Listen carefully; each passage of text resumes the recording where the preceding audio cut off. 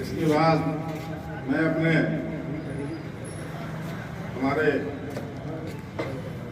कोषाध्यक्ष और हमेशा हर कार्यक्रम में बढ़ चढ़ कर भागीदारी करते हैं, मैं अपने ऐसे साथी भाई अनिल चौधरी से निवेदन करूँगा कि वो आए और क्रांति कोषाध्यक्ष जी का माल्यार्पण करें।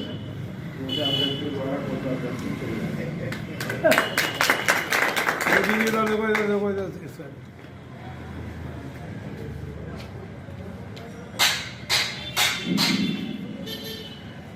हमारे प्रयोगी की कार्यकारिणी के संरक्षक आरएनआईडी यादव जी के लिए माला पहनाकर हमारे भाई बनवारी सिंह यादव जी से निवेदन करूंगा कि वो आए और उनका माल्यार्पण करके स्वागत करें। आप बनवारी सिंह जी हमारे बहुत ही जुझारू साथी हैं, हम मीटिंग में रहते हैं, आप पुलिस कॉर्पोरेशन से हैं।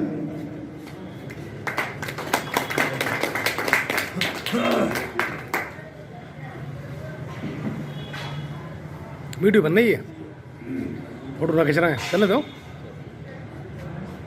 चलो हाँ भैया आगे। धन्यवाद।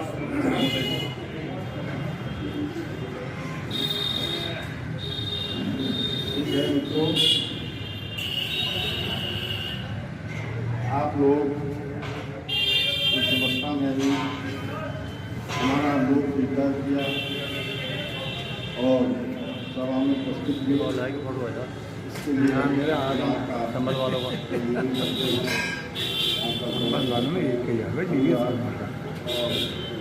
सभापति महोदय से अनुरोध करूँगा कि वो सभा प्रारंभ करने के लिए आदेशित करें।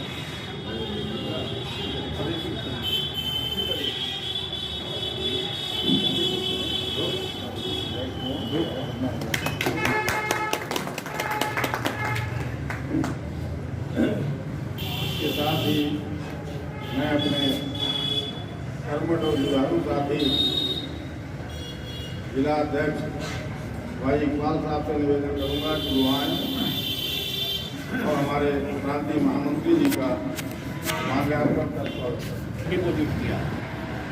तो ये भी हमने बताया था कि हम लोग उसमें नहीं आते। 4/10/2016 में जो ऑर्डर हुए थे वे उन लोगों के लिए ऑर्डर था कि जिन लोगों का कंट्रीब्यूशन फुल पे हुआ था और उनका इतना ही पैसा एम्प्लॉयर ने दिया था। तो उनका ईपीएफओ ने क्या बदमाशी करी थी कि उनका वो पैसा जो एम्प्लॉयर शेयर का 833 पेंशन में जाता है और 367 जो कर्मचारी के खाते में जाता है, तो उन्होंने निर्धारित सीमा का 833 उनके पेंशन में भेज दिया और बाकी उसके कर्मचारी के अकाउंट में डाल दिया, जब उनको कोई पता नहीं था कि क्या हो रहा है। उसके बाद में जब उनका रिटायरमेंट हुआ, रिटायरमेंट होने के बाद में जो उनकी पेंशन बनी, वो पेंशन वो निर्धारित सीमा पे उनकी वो 1000, 1200 या 1500 जो भी था वो उनकी पेंशन बनी। अब वे लोग समझदार भी थे, सारे कुछ थे। हमारे विभाग में ज्यादातर लोग इस मामले में अनजान है कि हमारे लोगों को ये भी बताना था कि हमारा पे स्केल क्या है। आप बुरा मत मानना, हमारे उत्तर प्रदेश परिवहन निगम की ये सारी चीज थी। आज भी मैं कह रहा हूँ कि आपको ये भी नहीं पता हमारा कौन कौन सा डीए हमारे अभी तक बकाए हैं। संभवतः मैं कुछ को तो नहीं कह सकता, बाकी संभवतः सबको नहीं है पता। सही बात समझे जो है। उसके बाद में उनको सारी चीजों का ये हो करके उनको बताया गया, करा गया, लेकिन वो कोई भी कहानी इस तरह की नहीं हो पाई। वहां लोगों ने कहा, जब उन्होंने वर्मा जी ने कह दिया कि इनको आज जब तक आप लाल झंडा नहीं लेंगे जब तक आपकी कोई सुनने वाला नहीं, आप यहाँ हल्ला काटते जाओ, कोई नहीं सुनेगा तुम्हारी। बात भी सही थी कि भाई आज ये तो हिंदुस्तान है, हिंदुस्तान जिसके पीछे जनमत है उसके तो सब सुनने को तैयार है। आपने पीछे देखा होगा, सरकार ने, अब मैं इससे थोड़ा हट कर, सरकार ने 3 कृषि कानून लाई। यही तो केंद्र सरकार ही तो लाई। जैसे भी थे, अच्छे थे, बुरे थे, हम नहीं कहते, टिप्पणी नहीं करते, लेकिन वो उन किसान भाइयों को वो कानून जो थे वो उनके हित में नहीं थे। सीधी सी बात, वे एकमत हुए। एकमत होने के बाद में उन्होंने आंदोलन करे और 13 महीने तक वे बॉर्डर पर बैठे रहे। उनके साथ जो जो जातियां हुई हैं, जो भी कुछ हुआ सरकार के द्वारा से, वो आप सबको पता। लेकिन आखिर उनकी जीत हुई, सरकार झुकी। तो एक बात बताओ, जब हमारे देश हैं, हमने मेहनत करी है, या हमें उसका पैसा नहीं मिलेगा? ये कौन से कानून में लिखा हुआ है कि हम उससे काम तो कराएंगे, हम उसको पैसा नहीं देंगे? ऐसा कौन से कानून में? पैसा तो मिलना चाहिए। आज वो तो बात समझ में आती है, भाई हमारी सीलिंग पे हुई थी, ये धोखा किसने किया? हमारी एमडी साहब से वार्ता हुई, हमने उनसे कहा कि ये दोष किसका है। आप ये बताइए, आपने ईपीएफओ से हमारी बात हो रही है, उन्होंने ये कहा कि हमने जब 95 में ये स्कीम लागू हुई थी, हमने तुम्हारे विभाग अध्यक्षों के पास में विकल्प पत्र मांगे थे कि भाई हमें जो कर्मचारी जैसे या तो सीमा निर्धारित सीमा पर कटवाए या अपनी फुल पे कटवाए, आप हम संयुक्त विकल्प पत्र हमें यहाँ उपलब्ध करा दें। आपने वो चीज दबा ली है, तो उन्होंने ना, हमने तो ना दबाई।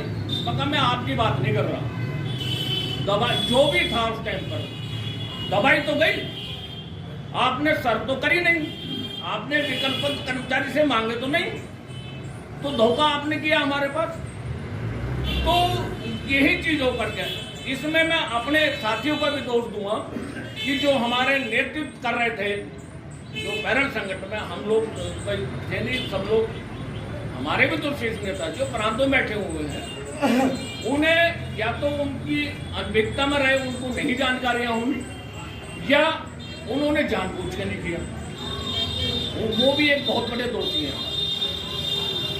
आज हम बैठे हुए हैं, आज आपने यहाँ चुन रखे, आप हम बैठे हुए हैं, तो सारी चीजों का जानकारी तो हम ही लेंगे, हम प्रयास करेंगे जानकारी लेने का भी क्या क्या चल रहा है। उसके साथ में हमारे साथी भी आप लोगों के बीच में से भी कुछ बातें बता सकते हैं कि भाई ये नहीं, ये भी है, तो जानकारी मिलेगी तो वो चीज होगी, लेकिन उन्होंने नहीं दिया। उन्होंने भी हमारे साथ में बहुत बड़ा विश्वासघात किया, ये मैं सीधी सीधी बात कहूँ, इसमें कोई दो राय नहीं। अगर उस टाइम पे विकल्प दिए जाता, हमारे विकल्प होते, तो आज हम हायर पेंशन का लाभ लिए अपना, हमारा जो लास्ट वेतन था, जो मूल वेतन था, उसकी 50% पेंशन हम लोगों को मिल रही। आज अभी जो राष्ट्रीय संघर्ष समिति बनी हुई है, बन गई थी, सबसे उससे पहले हमारा गठन हो गया था। हमारा ही वही ईपीएफ कार्यालय में मेरठ में ही उसी टाइम हमारी इस कार्यकारिणी बन गई थी प्रांत की। वहीं मुझे ये सौभाग्य प्राप्त हुआ था कि उन्होंने मुझे महामंत्री का पद दिया था उसी में वहीं पर।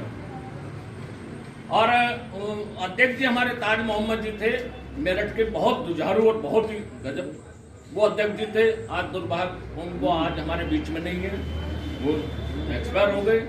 उसके बाद हमारे दूसरे साथी आए, दूसरे साथी भी उनको भी जिनका अटैक पड़ने से उनको भी हो गए।